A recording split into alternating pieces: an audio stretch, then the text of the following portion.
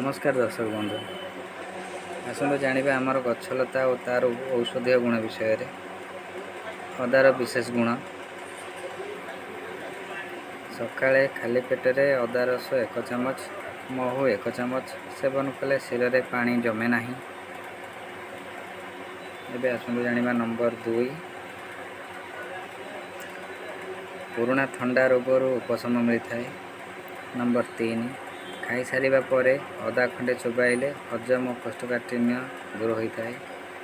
Number 4 अदा को छेची तार रस को सफा कपड़ा छाणी 3-4 बुंदा कनारे पकाइले कान बिंधर उपशम मिलता है।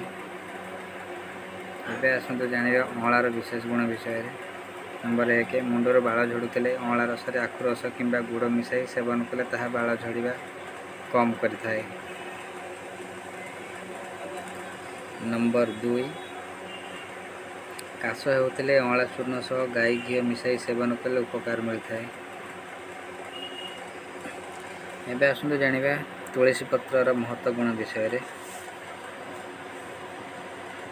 नित्य सकाळे खाली पेटरे तुलसी पत्र खाइबा द्वारा शरीर रे रोग प्रतिरोधक शक्ति बढ़ी थाए। नंबर 2 7 तुलसी पत्र रस और अल्प किसी महू मिसाई सेवन कले पुरातन ठंडा काश कफ आदि रोग उपशम मिलता है। नंबर 3 तुलसी पत्र सेवन द्वारा आम शरीर रे रोग प्रतिरोधक शक्ति को आम बढ़ई था। बेल गछर विशेष गुण। नंबर 1 सकाळे खाली पेटरे बेलपत्र चोबाई खाइले आम गैस जनित रोग उपशम मिलता है।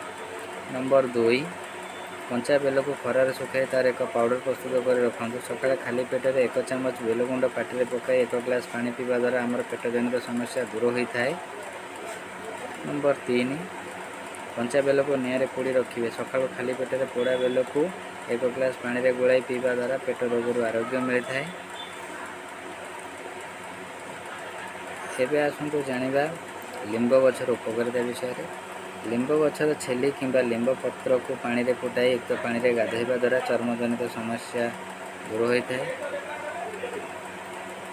नंबर 2 लिंब पत्र सिझा पानी 1 चामच से किसी महू मिसाई पिला को खाइबा को देले कुर्मी नाश होता है।